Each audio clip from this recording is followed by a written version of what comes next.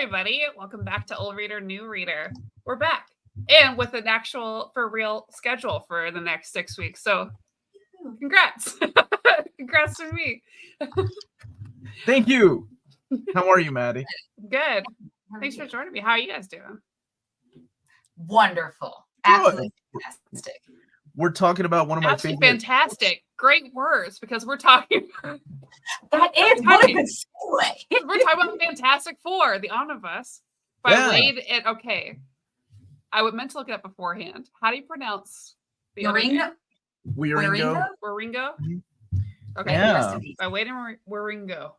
Yeah. This is my favorite Fantastic Four run. Oh, it's great. This is my favorite run, and I was really looking forward to this, so much so that we postponed it for 2 months.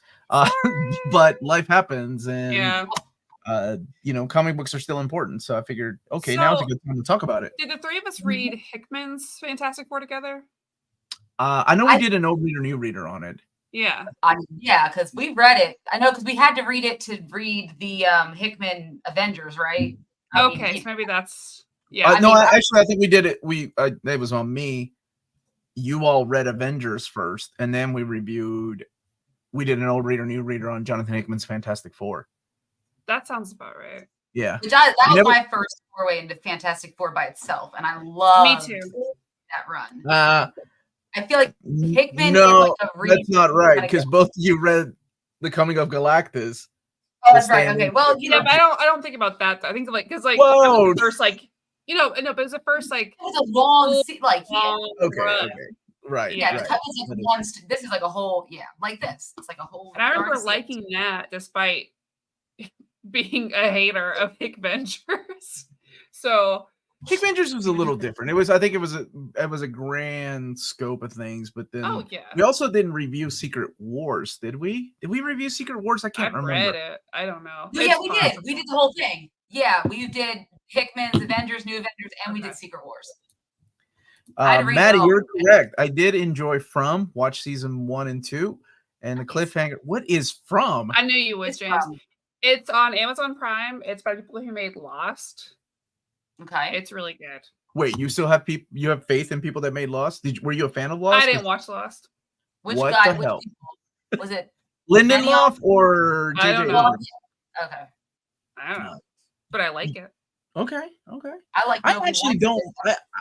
I didn't hate the ending of Lost. I actually thought it was pretty good. A lot of people hated it. I didn't think it was like Game of Thrones season 8 bad or. And what is? I think a lot of this. Anyway, what the hell are we talking about today? We're talking about Fantastic Four, the Omnibus. So I love this. Now I knew I would. I liked Hickman's run on Fantastic Four. I liked Fantastic Four as a group, as a family. But I still wasn't just like in love with them. It's like I enjoyed the book, right? But you put Waid on it. That's all you gotta do, baby. You just gotta put Waid on a book, and I am all the way in. Because that man gets it. Even from like the first issue, right? The first storyline of this book, because there's a few major storylines and some fun side stories, but that first one with the journalist, him describing what Fantastic Four is as a group, I think was like almost Wade's love letter to the group, and then just perfectly encapsulated them. That was the 9-cent adventure. So Marvel did this little incentive like back in the early aughts to try to get people to read comics. And when the movies were coming out, they always put like 10-cent comic, like 10-cent for first issue. And the very first issue that Waid and Wieringo worked on was the 9-cent issue. And I thought it was such a good hook to get people to get excited about Fantastic Four. It doesn't really continue into another story. It's kind of all said and done. But I think it's such a good hook because it introduces you to the characters, their origin really quick, and you're being told the story through a third party, right? So you can immediately relate to the characters. One of the things that Waid did that I think is so awesome, because I feel like every character in this book shines. Maybe not so much Sue as much as the other three, but she's had a lot of good moments before this. But Reed Richards, who, when people think of the Fantastic Four, your favorite character, nobody ever picks Mr. Fantastic because everybody. And honestly, it's not the writer's fault. It's probably more on the editors that are like, he has to be written in a specific way. In this, like, he gave him so many layers. That last scene, man, I thought it was so beautiful when he goes into Valeria and puts her to sleep. Yeah. Talking about the origin of Tell the story about. I thought that was awesome, man. Like how he was like, I'm going to tell you a story about this man who calls himself Mr. Fantastic. That's ridiculous, right? And how he pretty much blames himself for what happened to his friends and all these horrible things that happened to them. So this is his way of maybe one day they'll forgive him, right? By making them shine, by putting them in the spotlight, by making them like superstars instead of very easily in this universe mutants, right? Yeah. Hated by society. And I thought that was so beautifully done. Oh, I love that. And it's just a moment between father and daughter and nobody else hears it, right? But you as the reader get to experience this and you're like, man. It gives him so much more depth, which I really appreciate because, one, it gives him the motivation for being the way that he is, where he's like constantly pushing and pushing and pushing. Yeah. Because he feels so much guilt. So of course he's overdoing it to try to improve not just like his family's lives, but just everyone's lives. Yeah. And I think that it did make him a lot more interesting. Because I think a character like that almost has to he can't be the number one a lot of times. No. Because he's got to be the glue that kind of helps push the story forward while the rest of them get to be more, I guess, exciting. Yeah. I mean, he still has Go ahead, Amanda. No, I was saying, because what I liked about it is it also challenges him in a lot of ways. Like, for example, the idea of magic, the idea of another, like and all those concepts, things that as a man of science are very hard for him to, if he can't conceptualize it in science and reason, it makes no sense to him. And he has to grapple with all of that in this entire run as well, which I think also lends something interesting. And of course, his own mutation that he gets courtesy of Dr. Doom, who is truly evil in this one. Let's just over about that man. There's so much character growth in this for everybody. Like, Johnny Storm. Oh, he has the most growth almost. Well, him and Ben, I think, yeah. Really. Yeah, I think both of them. And even Reed too, to just admitting the fact that magic is real. And I love the fact that it's all because he can't understand it because he's not the smartest guy in the room when magic is involved. I thought that was such a cool character moment for him. But yeah, Johnny becoming part of the Ford Foundation and being in charge of all these things. Messing up stuff immediately, but then turning into like a, learning moment. Learning moment, yep. Yeah, and then we have the sentient story where it falls in love with Reed and wants to be a part of his life. I thought that was really good. I love them, dude. There's so many good moments here. Like the moment, I think it's in the second issue where Ben and Sue are just watching a movie, and the theater has built a chair specifically for them. So you get the feeling that they hang out outside of the four, right? Like they're friends. I thought that was so cool because you don't really see a lot of moments like that between the four characters. And they even mentioned that too. Like that's part of how he sets up this whole book is like, this is what's interesting about them. They're just literally living their lives. They're more interesting as just people and not superheroes. And so like from the get-go, Mark Waid, that's what I love, which is just them. They have such real moments throughout this, even though there's stuff happening. Like they go to the carnival, they go to the movies together. Like, I know. How did they just exist? Yep. And Reed fighting the whole idea of maybe magic because of Valeria, like walking in. There's Ringo has this cartoony style, but he can really bring in some horror elements too. Oh yeah. That is really creepy, walking into your daughter's room and seeing that image, and then of course fighting off the idea that it could be dark magic. Which of course comes into play later on with the storyline of Doom, and this is top 3 absolutely favorite stories with Dr. Doom. So let's talk about this Dr. Doom part. The huge portion of this is the Dr. Doom portion. Oh yeah. Well, I think a And- lot of people relate, the Fantastic Four run to the Unthinkable. I think it's what the arc is called. It is. Yeah. And then the other arc in here that a lot of people are like, oh, that's the one. What is it? Hereafter? It's the one where they go to heaven. Hereafter. Oh, Yeah, it's Hereafter. So good. Oh my yeah, god. that one is it Jack Kirby, right? Is that who or Stan? Yeah, and that's like, Yeah, we can talk about that here in a little bit, but let's talk about this Yeah. wonderful story right here of Doctor Doom with a heart. Where Dr. Doom First of all, is trying to this find- first issue, man. Dude, yeah, I Dr. thought, where are Doom- we going with this when I first Dr. read Doom it? was trying to find the love of his life. He was He a finds gypsy. her. And He's I already finds set her. up this backstory about how he loved her, but he chose Look science. at how beautiful these instead. moments are. Look at that Oh beautiful yeah, it's gorgeous. rolling around in the grass, finding a happier time, setup. The perfect swearing to her that he is going to be a changed man if she takes him back, opens her heart up and admits that she still has feelings for him and that he chose. I love that. Oh my God, it's so awesome because he's like, I chose the wrong path. I chose science over magic and I never should have done that. And I'm here to rectify that. Well, Holy and that's crap. not even what he says at first, which is great because at first he just says like, "I chose the wrong path.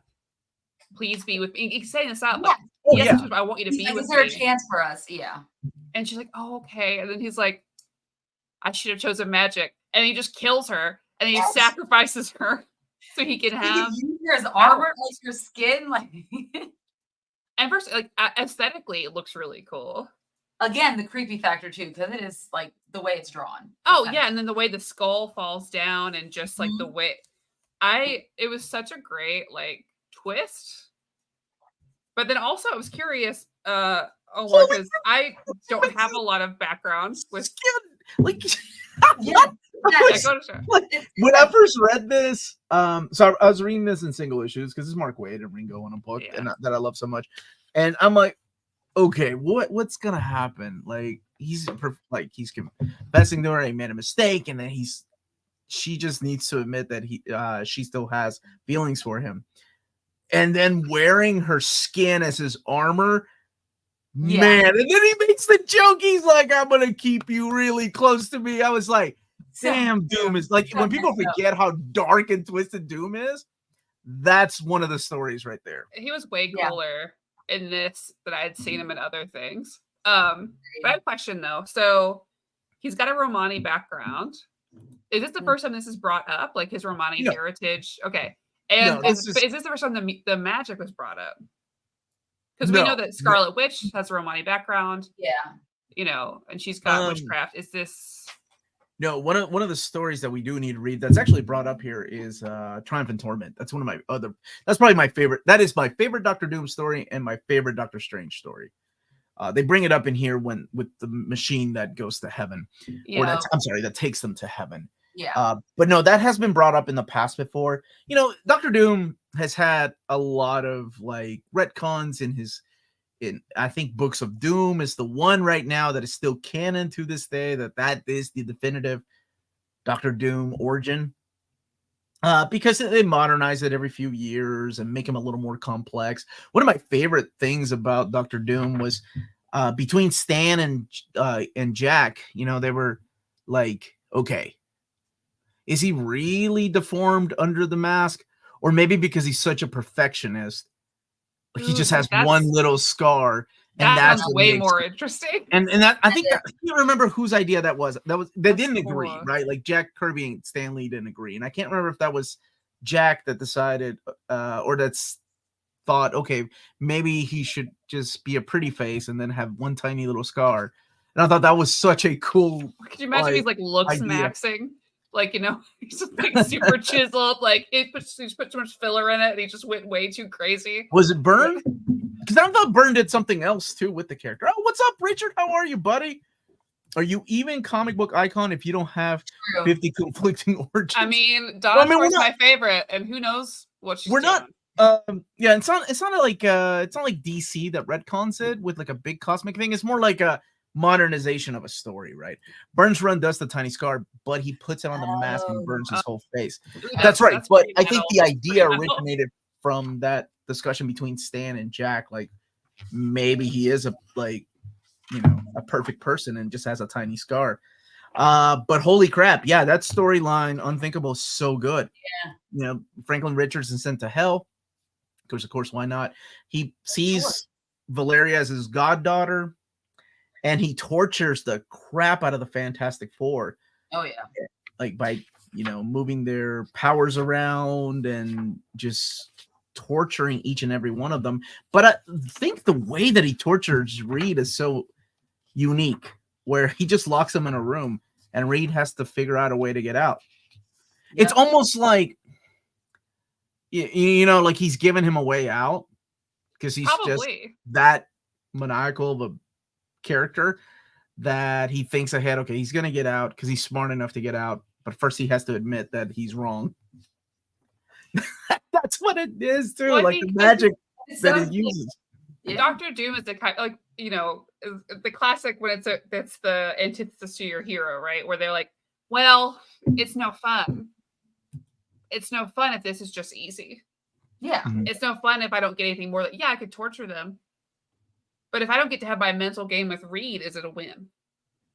And that's really what it's all about, yeah. It's always going to be about the two of them at the end of the day. Yeah. Like your Batman Joker. If Joker's won, he'd be sad. Yeah. And it's the reason why at the end of it, he's like, I'm going to spend my whole life forgetting you. And he's like, think again. And that's when he makes his face all half droopy. Yeah. That was so awful. Oh, and the bit where Johnny gets burned by the hellfire, he's never been burned. I know, right? And his legs all, I mean, it is one heck of a run. Doctor Strange couldn't even help because he was being held down by goblins. And eventually, that's the trick, right? It's like, oh, the magic is pretty much like me making fun of myself. I thought that was really cool. Like, I'm an imbecile, I'm a fool, a chimp, like all these things. And of course, Dr. Doom is like that. By the way, if you haven't been reading Ryan North's Fantastic Four, it is so damn good. Like, every issue is so damn good. Really?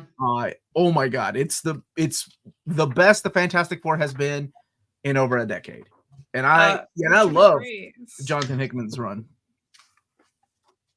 Yes, Richard, dude, I'm serious. It's like I look forward to getting those trade paperbacks. Oh God, man, what he's doing with the characters, so good. I'll have to trade Waid. I feel like Marvel's one of the toughest areas for me to read anything that's like current. Mm-hmm.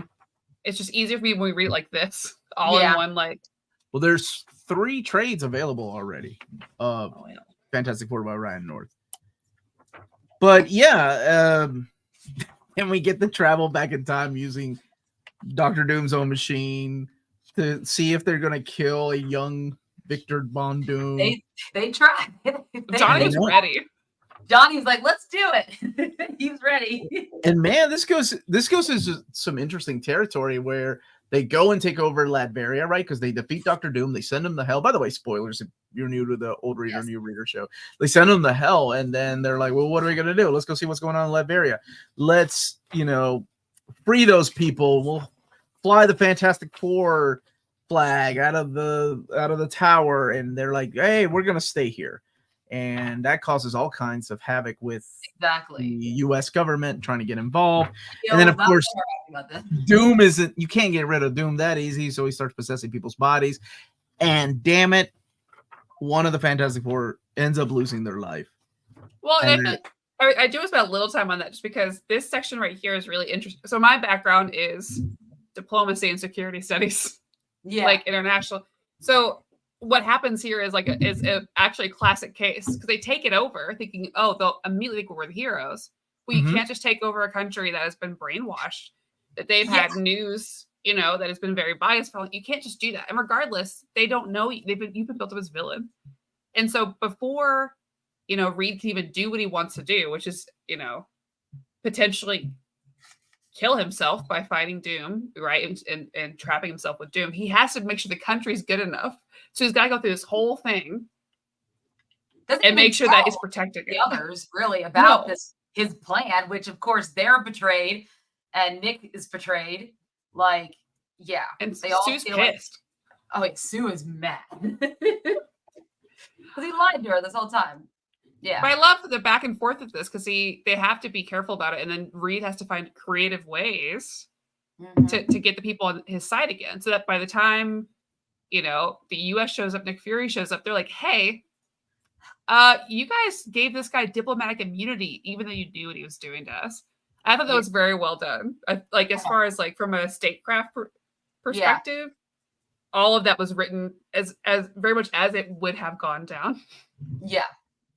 Of course, it doesn't end well for the Fantastic Four because now everyone in the United States doesn't like them. They lose all their sponsorships. They're running out of money. This whole empire they built is just completely now collapsing because of what they did. And so Reed, by trying to do this, I think it's because, you know, he was that angry Doom, kind of almost led to their own downfall, which is not what he wanted to do at all, right? It's counterintuitive to what he's been trying to do for his family this whole time. But we also didn't talk about, and I wanted to also touch on, like, the story with Franklin after the fact.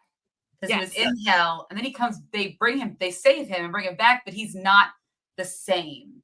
And internally, he's dealing it's all there, right? And they're trying everything. They have therapists come and talk to him, psychologists. And then that's when they take him to the fair. And it's just like, he yells, he freaks out, he's not happy. And it's Ben, the one who's, you know, even though he was made not to feel like an outcast by Reed and them, the rest of the world sees him as an outcast. And he tells him his story and helps him come to terms with what he's seen and how his parents are just here to help him. They helped him. They want to help Franklin as well. Because I think that was a really powerful story, because those kids are just kids and they're just thrown into this scuffle between this guy and their father. Or no, like they don't need to be in the middle of that, but they're collateral damage. That's not fair to them. With powers. So well written. Because he like validates him. Because this whole point, like, okay, we're just trying to make it better. Everything's better. And like he's losing. He's like, there's not better. Yeah. He's like cursing. He's like, they're not better. You guys are just ignoring this.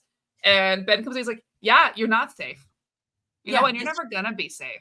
And it's always gonna suck. And you're right. And like that's what he needs to hear. Like your kids are going through this thing that's so wild. And your kid was in hell. You have to address that. You do. You can't just be like, everything's fine now, bud. You're back. Like that's something happened down there. It's hell. Like we know hell's not fun. So if any of us watched Angel, we would know. Angel and Buffy, those plot lines happen. Yeah, agreed. Ben's speech to him, I thought that was so touching. And I like seeing the softer side of Ben. Same. Like he's not just a joke character. He's not just like he's not gruff all the time, angry all the time. Yeah. He has something else to him. And you can see that, especially in this run. Oh, so good. Yeah, I really like the way all the characters are written in this whole run. Yeah, I like that and I do like that part with Franklin just snapping everybody else. I think he drops the F-bomb, doesn't he? He's like, leave us the hell alone. Yeah, they blurt it out, but like Yes. Yeah. Which of course. You were in hell and you still feel like you're there and you didn't think your parents were coming to get you. Yeah, you don't think he's having like nightmares about that? Like yes, he is. Yeah. It's happening. The kid did have an entire universe as his ball, you know, when the whole Onslaught universe was going around. True. Yeah. Well. So that does lead into it's his read now, Bruce. Like, yes, that's exactly. He's like Bruce doesn't ignore him. He focuses on the good, so he puts costumes on them so they can go jump around with him in the middle of the night. You weaponize the trauma. And you give them bright colors so they have, you know, they're the ones that are getting shot at. You know, that's a good point. Someone should talk about that.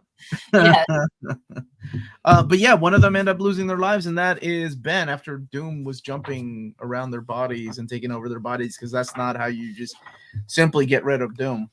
And I do love that part where Reed refuses to give up on his friend, and you see that moment where Nick Fury is like, you know, he's dead and we gotta go, and he's like, no, he's not dead.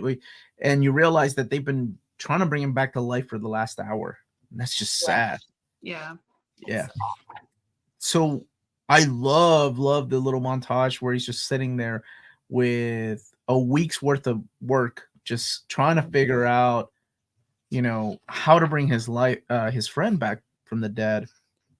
And he finally figures it out, and he's having these like flashbacks of Doom. So this is the story I was talking about, where they find, you know, he locked himself in his room trying to figure it out, and they're going in there, and Alicia, sorry, I keep trying to call her Alicia because of my daughter's name, but Alicia's like building statues of Ben. Yeah. Yep. But and then Johnny is just the two of them are always getting on each other's case. Him and Ben, he's always teasing Ben and getting on Ben. But at the end of the day, like that guy, he's like his uncle, brother. Oh, whatever. Talking to himself about, like as if he's talking to him. It was very Again, a side of Johnny that we don't usually see, that we get to see. He's not just that funny jokester who always wants to fight with Spider-Man over who's better. Yeah, they're all handling it their own way. I thought really awesome, man. But yeah, what Reed decides to do is like he's figured out with comic book science a way to go to heaven to get his friend back, because he feels like, okay, his body's alive, we can bring him back. He's just somewhere out there. And this is when it gets really interesting, because this is a man of science dealing with the fact that his friend is dead, but he just went to hell. Now, he brings up the whole Triumph and Torment storyline I was talking about, or that one graphic novel, when he said that Dr. Doom used this machine to go get his mother's soul out of hell. But I love the line where he's like, is hell the first place you would look for your mother's soul?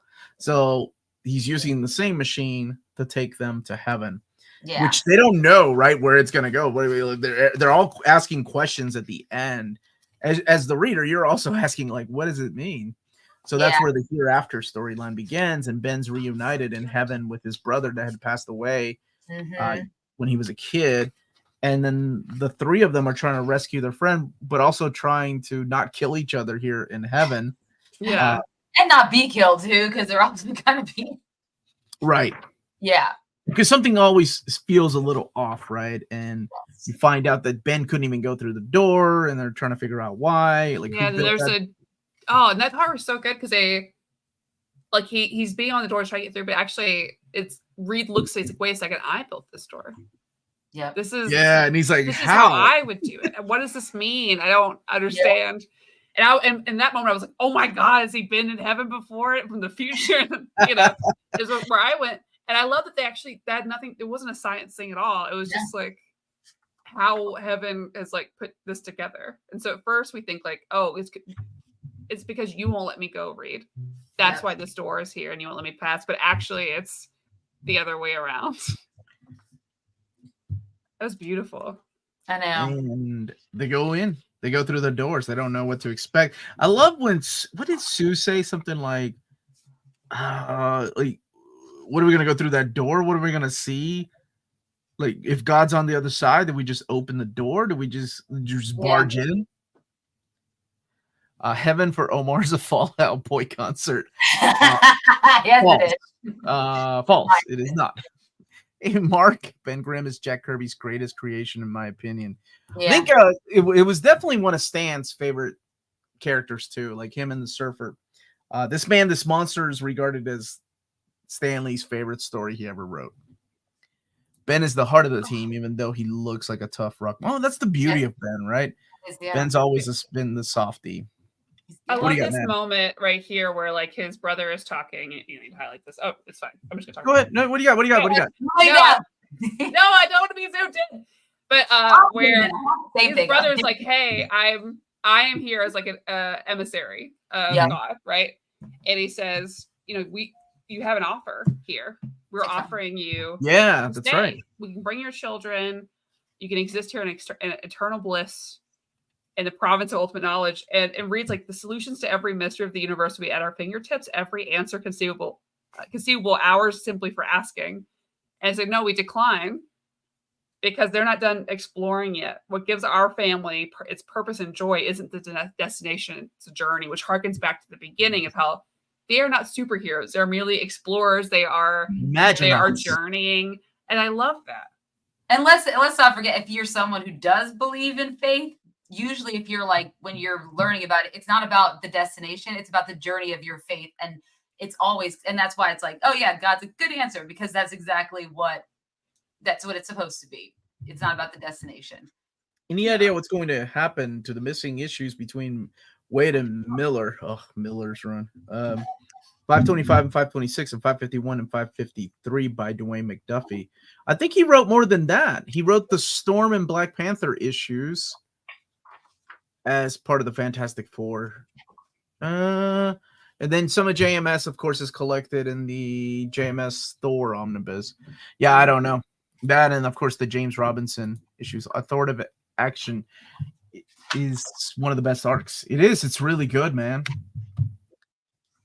Okay. Now, who they get to see in there is, of course, Jack the King Kirby, right? And Jack is drawing these beautiful cityscapes as Jack would. And as a comic book reader, you know, of many years, I absolutely love that. I don't know if there were people that were upset that it wasn't Stan Lee that was God, but Stan Lee was also alive during the time that this was written, so it would have been weird. Kind of makes more sense that it's But maybe Jack, now they did it that would make sense, but not back then. I love the idea that it was Jack. You know, Jack was the co-creator for these stories. You know, they wrote stories the Marvel way back then, where Stan Lee gave Jack Kirby a loose plot and Jack just drew the pages, and then Stan went back and filled in the dialogue. And you know, some people to this day still work like that. I love it. Oh, and the happy ending picture. Oh man, yeah, that's beautiful. That was beautiful. Yeah. So they go home. Then we get the whole Spider Sense storyline, where it's a team up between the Human Torch and Spider-Man. And then there's a little backup stories too with Sue and Namor. Now, here's the crazy part. That's interesting. Sorry. Mark Waid was fired off the book. Yeah, I learned about that. With that issue. And what happened was they were trying to make the book. This is during the Bill Jemas era of Marvel Comics when he was in charge, and he wanted to take the book into a different route. And the route that they wanted to go was the Marvel Knights route, which is I cannot remember who it was. I get Roberto something who ended up writing it, but Steve McNiven drew it. So that was just the route they wanted to go, a little bit darker. Roberto, anyway, he wrote like plays, like actual plays, but he wrote a comic. So when they were fired, I think Ringo wasn't fired, but he went with Mark. So he, you know, fans were upset. Yeah. So Paco Medina and Carl Kessel, who had been working on the book, inking the book and stuff, were brought in to do 3 issues. Bill Jemas was fired. And the fans got Mark Waid and Ringo back 3 months later. Huh. So for 3 issues, this Omnibus collects Carl Kessel's issues, which is the Frightful Four storyline, which is actually a pretty good story. It was interesting. It's about legacy. Man. Yeah, I like that. This art is so 90s. It reminds me I don't know if you guys ever saw the like how to draw comics books. Like this is it. This is that style. And I'm like, yes. This is 90s. I think Hayden is right. Yeah. Roberto Sacar. I can't remember his name. Ended up doing Archie comic shows. I think so. Yeah. Look at this. Look at this panel right here. Look at that. That is so like, I know. Just the way they're drawn. Yeah. That's Paco Medina style. Oh my gosh. Love it. Oh man. I thought it was fun. I mean, no, it wasn't that it wasn't selling well. It was selling well enough. It's just that they wanted to go a different route. And when the president of Marvel Comics wants to go a different route, you go a different route or you lose your job. And that's what happened. And then it eventually, and then who would have expected Jemas to lose his job? Kicking Waid off the book just goes to show they didn't know what they had. And yes, this is the second time. The first time was during the 90s when Mark Waid and Ron Garney were working on Captain America, and they were doing a really solid run. And then we got Onslaught and Heroes Return, or Heroes Reborn, rather. And that ruined that run. And then they came back after Heroes Return. Yeah, I love this last bit with the whole Galactus. Yeah, I love the way that they defeated story of this. I thought was incredibly interesting. Me too, because I don't think I've ever known what the origin story of Galactus is. So this was, so this is an interesting. Here's how he became the World Eater, essentially, right? So Yeah. I love that. I love taking it cosmic because I love cosmic. I love that we got to have Johnny essentially. Thank you. This is Roberto Aguirre Okay. Sacasa, who's done television and done plays. Thank you all. That's who it was. yeah, I love that when they gave, because they switched power so that Johnny would have Sue's power, so that these other aliens would leave them alone, thinking that Galactus is going to come and use Sue as his way to find these hidden planets. But ultimately, Johnny sent up, and the way that getting to see how he handles this extra like cosmic powers and knowledge and intuition that he gains from that is really super interesting. That it goes to him to see how he is and how he handles like a more, I guess, maturity.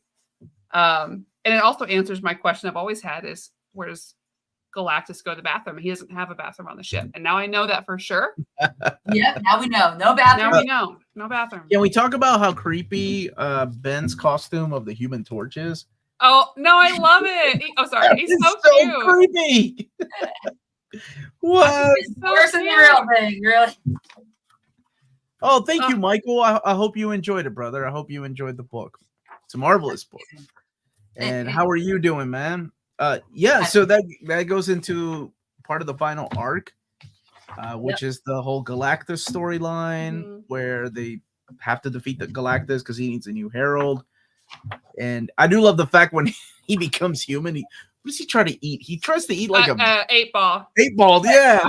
Yeah. And he's like, oh gosh. And the way that he talks to everyone is really interesting about like him just trying to be human.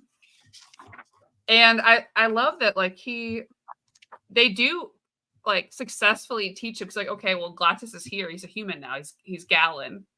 And we even get to hear like whole origin story of how he got to this point where Johnny just says it to him. He's like, and this is what you did. And like, and then Galactus is like, shut up, basically. Yeah. He turns human.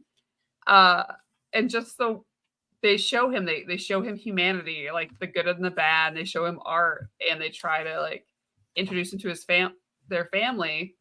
And he's like, I have to get rid of me. Because the Galactus is going to come back to me. Yeah. Oh, I know. Right? Come on. He's like, that doesn't take good. I mean, what else do you expect from that character, though? I thought it was beautiful. I loved it. Yeah. I love Quasar. So I was like, oh. Yeah, Quasar is awesome. I love the very last line about what is it? Adventures. There's no limit to the adventure out there. Enough said.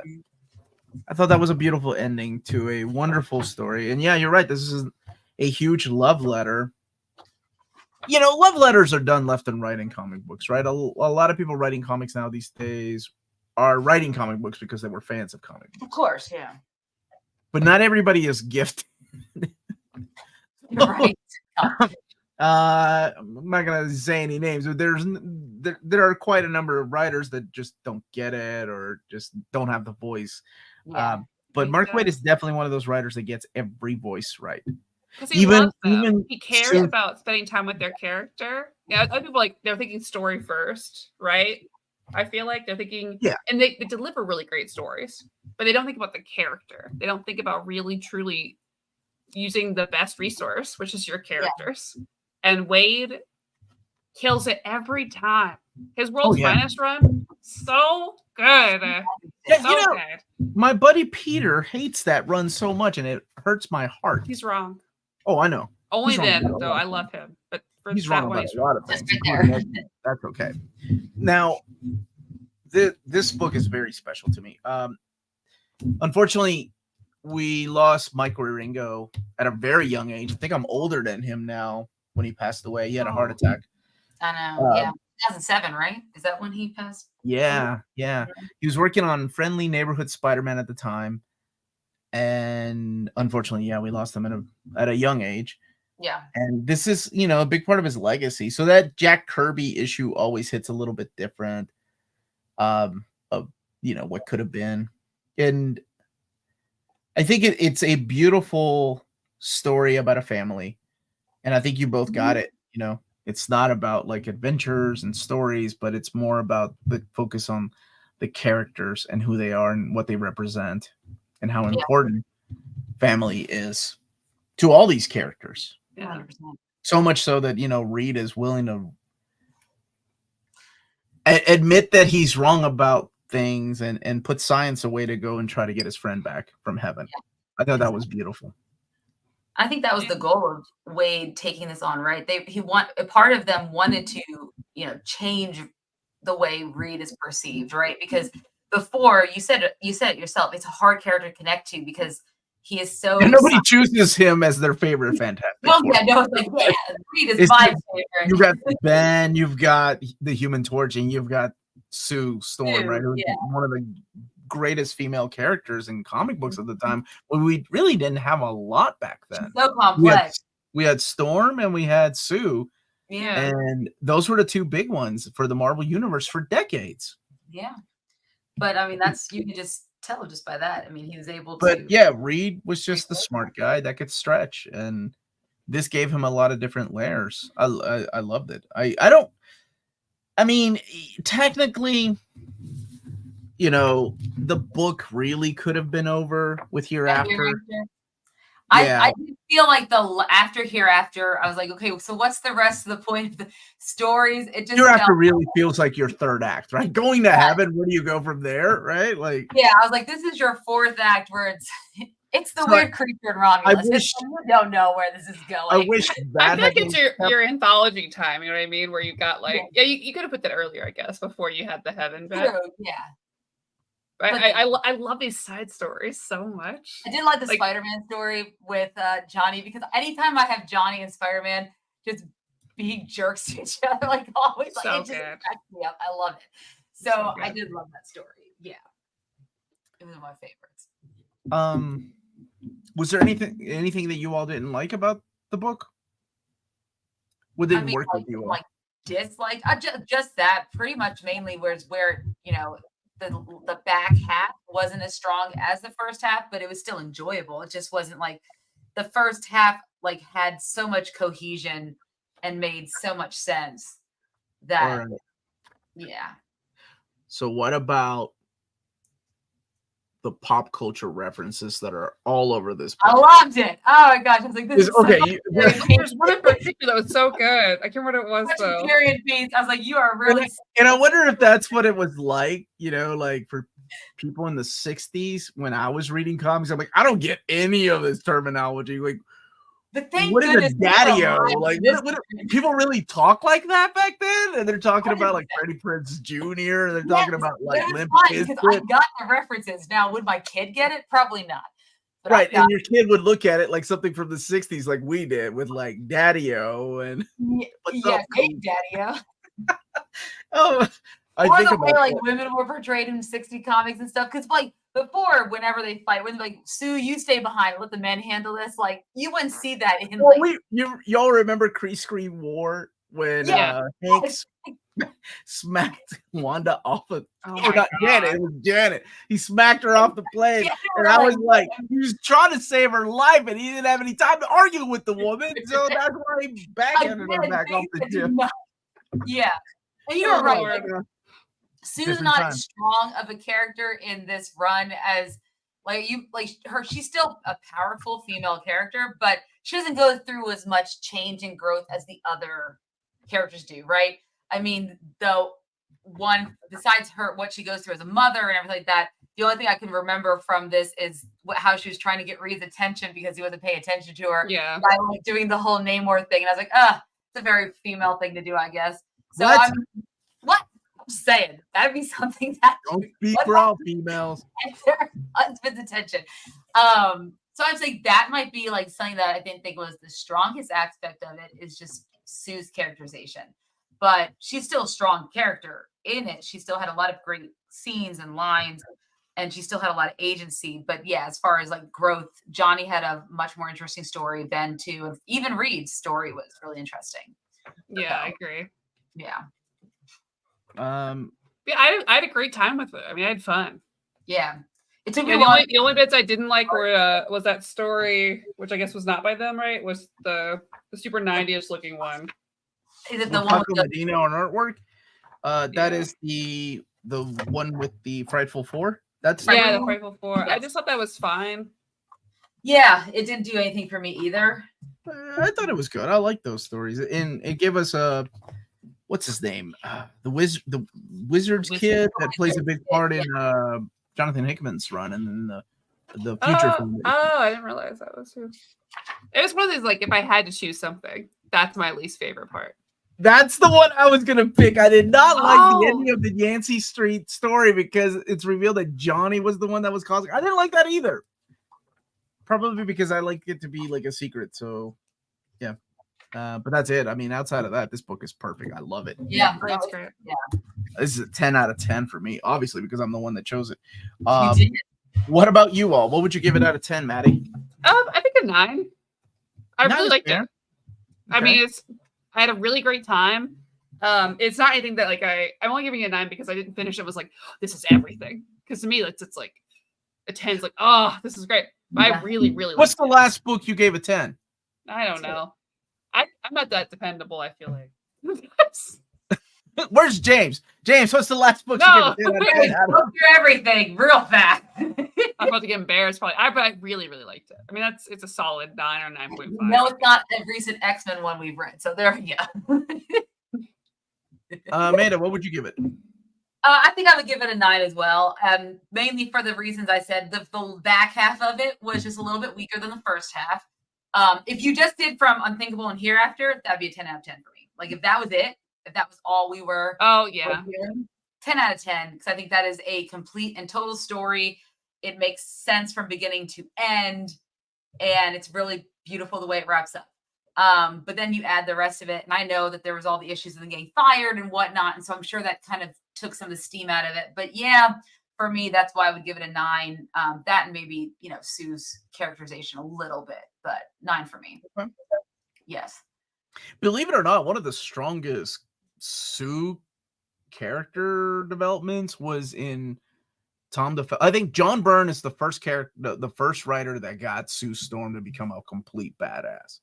Like Byrne was the guy that got her to like stand out above, like the one that was like, she is the strongest member of the team. She's the glue that holds everything together. Yeah. Even when the most horrible, horrific, bad things happen to her, she's still the one that stands up above everything. And oh my God, it's wonderful. But the other run, believe it or not, is Tom DeFalco's run. And unfortunately, Tom DeFalco's run gets thrown into the 90s when she had the boob window. You know what I'm talking about? She had the four. Like did you really? Yeah. So people are like, oh, this is so chauvinistic. Like it's sexist. So no, there's really good stories in there. It's just that they had to abide by the 90s law, and that's what the fanboys were buying at the time. But the stories were solid. Did Sundown Motel count? Oh, I didn't. I read on Goodreads. I give it a 5 out of 5. Okay. It's a novel, not a comic. Okay. It's great though.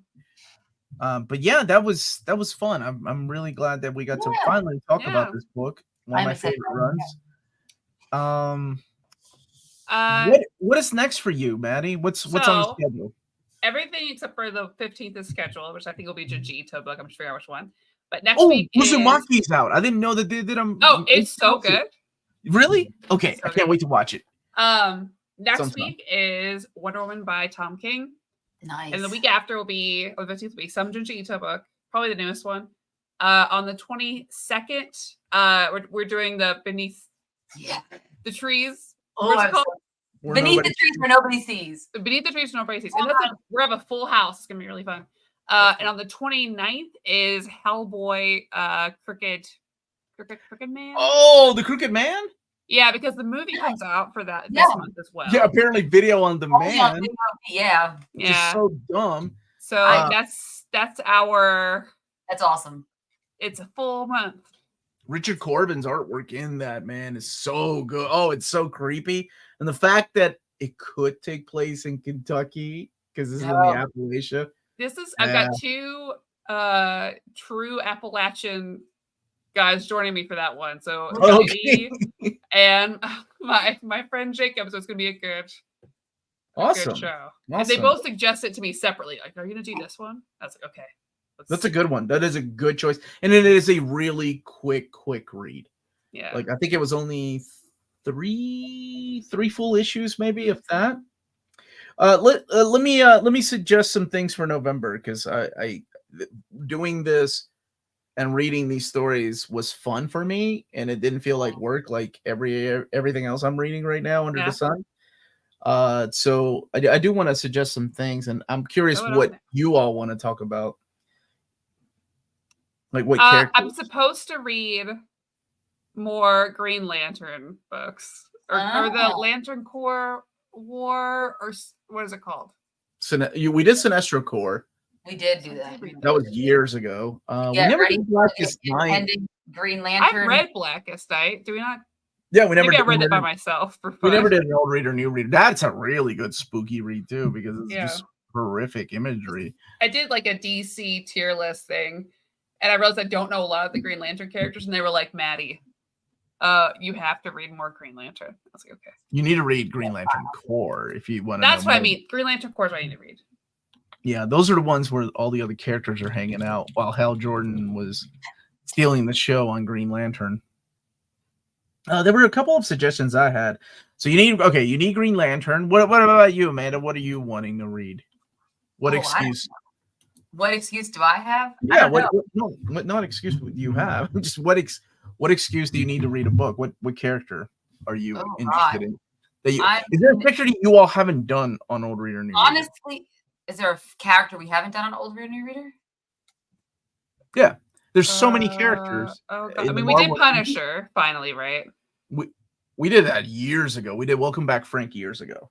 I was trying to think, because we've done. We never read anything with magic in it. There we go. And I love her so. We didn't do we haven't done more modern X-Men, which could be interesting. We've only done that'd be cool. You loved, which is everything that we don't like, apparently. Wait, no, people like the new X-Men, didn't they? Well, yeah, no, I'm saying like we haven't maybe a more modern, like everything we've done on here are things that are older that we. You better watch your mouth. How you say that? Go ahead. What did you say? No, that's true. We've never. Dude, we've never done Iron Man. Have we ever done Iron Man? No, we have not. I feel like we've done a lot of DC. Like I feel like when it comes to characters I've read, especially on Old Reader, I've done a lot of DC, but we haven't not done as much Marvel. Yeah. Really. It's not the main crew. Like I don't think we've read a Captain America. No, I don't. We haven't done Iron Man. I guess I always feel like I'm gonna just We've never done Captain America. We've done Winter Soldier. We've had to have done Winter. No, I don't. James, where you at? We did Civil War for like a comparison on the actual movie one. We never did an old reader, new reader Civil War. I don't think we have. We just don't. I mean, it could be that we just don't gravitate towards. Okay. I have chosen a lot of books I like. Maybe I should choose books I don't like to read. Oh, it's always fun when a book is bad. Well, it lets me come out of my shell, if you will, because all my overviews are like neutral, so I can't really talk about the things I hate about a story. Yeah. They're like, they're usually like, here's the book, here's the story, here's the artwork. Like, yeah, some of my favorite ones, though. Some of my favorite shows are when like one of the ones I read, like a George R.R. Martin graphic novel or whatever, and it was so bad, and Lee felt so bad for suggesting. I was like, no, this was great. We both got to hate it together. Exactly. Oh, James, I would love to read. I don't think Maddie's read it yet. I know. I think Omar's actually read it. I think the only one who's read that. So. Wow, James saying no Captain America or Iron Man. We haven't. We've done Thor. Obviously, we've done Fantastic Four, X-Men. We've done Ant-Man. We've done Ant-Man, right? I think we've done Ant-Man. Okay, I'll pick some Iron Man. And have Janet Gates left. I don't know. Does that count? Like, exactly. I can't get over that. I forget about that all the time. We've done Hulk. That was the way. We've done Hulk. We've done Hulk. We've done Avengers. Hulk. We've done World War Hulk. I was looking through all my Omnis. I think let's do something. Let's plan at least one. A bunch of independent stuff too that I want to read. This would give me an excuse to read it too. Oh, same Black Hammer. I want to read real bad. Yes, yeah, exactly. Black Hammer. Yeah. You guys didn't read Black Science, did you? Yeah. On here yet? Not on the show. I have no idea. It's been so. I feel like I'm an old person. Step into Eternity. I have that I've wanted to read. Oh, Maddie, if you need Black Science, I have an extra set. It Hell was yeah. going to be for them. Yeah, because I bought the new set and I was going to give these away. But if you need Black Science, I can give you these and we can do Black Science sometime. Sure. That's going to take a while though. I would rather do something, especially with the Well, no, yeah, but long. the end of the That's year is smart. always a pain for me. So Yeah. how about Because I read this omnibus today. you're freaking crazy, man. How do you like? I could not do that, man.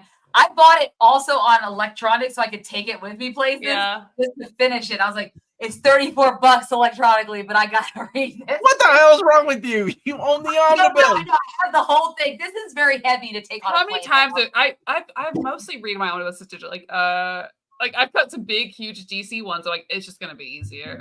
Oh It's my gonna be god! easier. Just I stop. mean, I Beneath the Trees all electronically, but then I bought the trade paperback at that Golden Apple Comics in LA. I think for my birthday month we're gonna do we'll do a couple stories. We're gonna revisit the Dark Phoenix saga until you both like it. And How then, much drinking do we all get to do? I will do all the drinking if you two did not like it again. Now that you're, What's gonna change? You've Nothing's read a gonna lot change. more. Is what's gonna change. Nothing's gonna change. No, I tell you what's gonna change. Now you two have read a lot of bad stuff. We've read it, and I've seen multiple versions of it played out. Hey, no, don't compare it to those crappy I'm movies. really honestly thinking it's just not the story for me. Same. It's not. Damn it, the hell. All right. Anyway, y'all gonna make me curse. I feel like the only way we can curse on this one. I forgot. This is my Saturday Yeah, morning. I screwed. I said, yeah, screw both of you. That book is We just amazing. can't say the F word within the first 5 minutes. That's I don't think that's a real rule. I think that's real. Dude, they demonetize you every time you use the word lesbian, which trips me out. Well, now we're demonetized. No, I'm a man. I can say it. Apparently, you can't. Oh, are you kidding me? No, yeah, that's real. Well, I'm going to test that theory. If I don't get right. You too. We got some issues with you.